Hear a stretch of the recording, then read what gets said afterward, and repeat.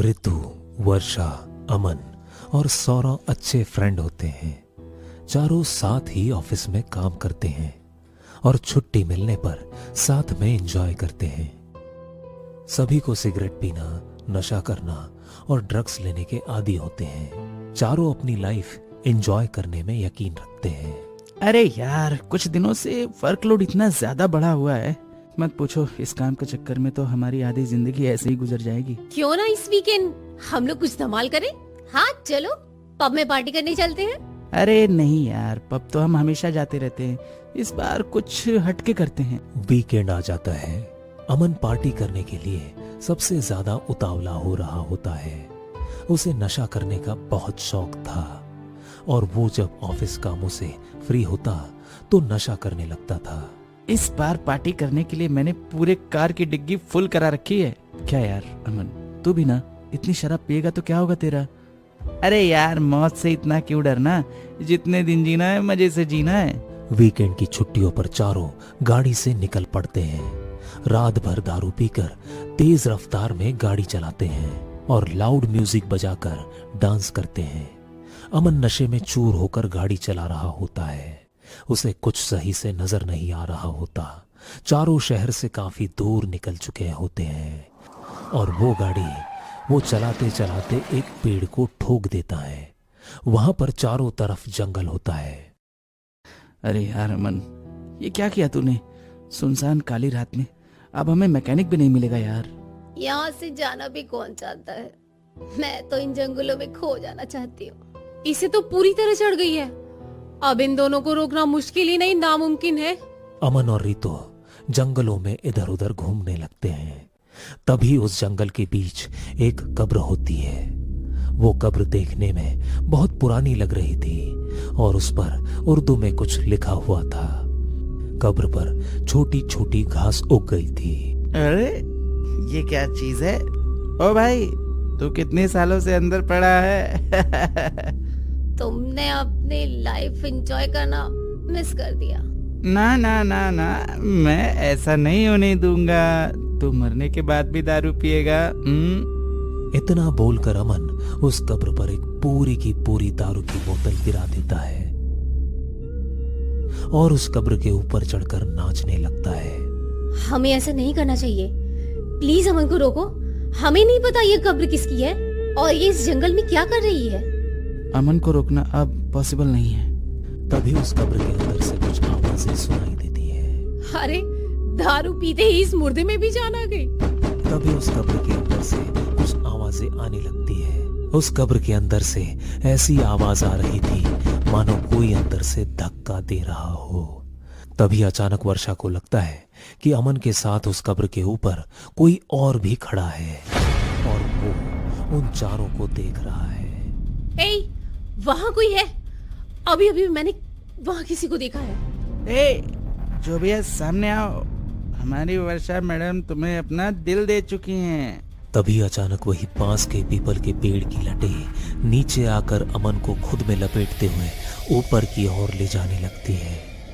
सभी डर जाते हैं। किसी को समझ में नहीं आ रहा है कि ये क्या हो रहा है। देखो, मैं हवा में उड़ रहा हूँ, इसलिए मैं तुम लोगों को कहता हूँ ना, दारू पिया करो।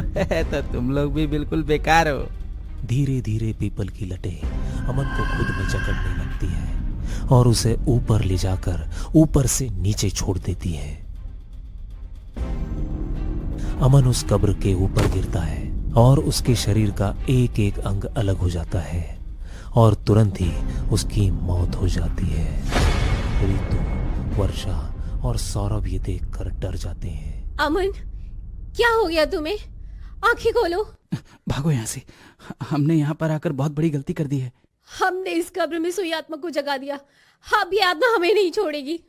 तीनों वहां से अपनी जान बचाकर भागने लगते हैं, लेकिन तीनों के पीछे एक सालों से कोई खतरनाक आत्मा पड़ जाती है।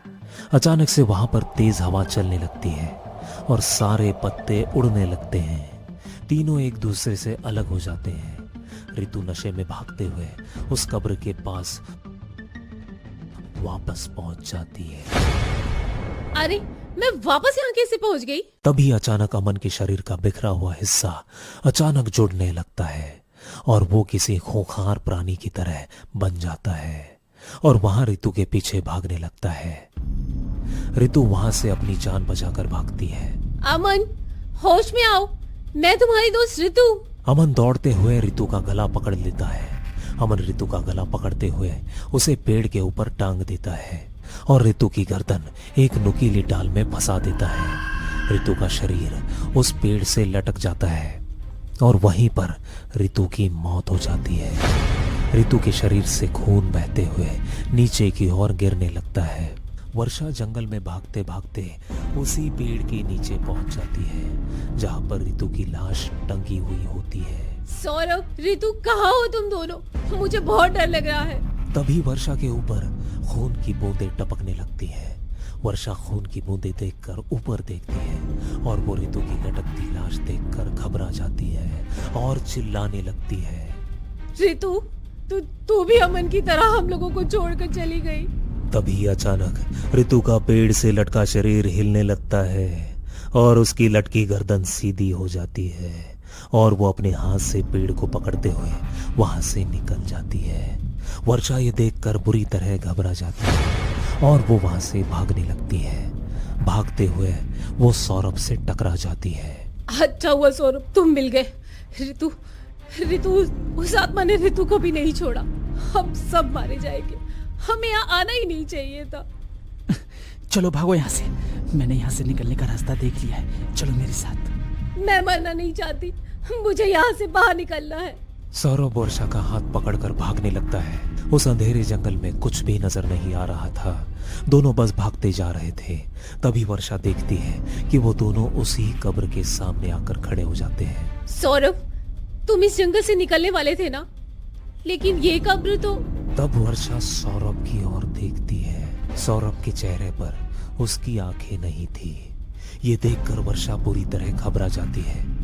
तभी सामने से सौरभ और रितु आते हैं। वर्षा, तुम तो वहां पेड़ पर लटकी हुई थी ना?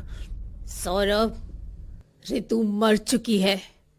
मुझे पता है यह बात तुम्हें इस रितु ने बताया होगा। मुझे तो कुछ समझ में नहीं आ रहा है, सच क्या है और क्या झूठ है? तभी रितु सौरभ के गले पर हमला कर देती है और उसका खून पीने लगती है। वर्षा डर के मारे वहां से भागने लगती है, लेकिन उसके पीछे अमन भागता हुआ आ रहा था। रितु का पैर किसी चीज में उलझ जाता है और वो वहीं गिर जाती है। अमन उसका पैर पकड़कर खींचता हुआ उसे उस कब्र के पास ले जाता है। वहां पर सौरभ की आधी खाई हुई लाश पड़ी होती है। वर्षा उसे देखकर बुरी तरह डर जाती है। ये क्या कर दिया तुम दोनों ने? हम तीनों दोस्त थे ना, और आज तीनों एक दूसरे की जान के पीछे पड़े हैं। तभी सौरभ उठकर खड़ा हो जाता है और वहीं वर्षा के बाल पकड़कर उसे उस कब्र के अंदर डाल देता है। वहां पर तेज हवाएं चलने लगती हैं। खूनी रात में सारे दोस्तों की जान ले ली होती है। चारों एक गुमनाम मौत मर जाते हैं।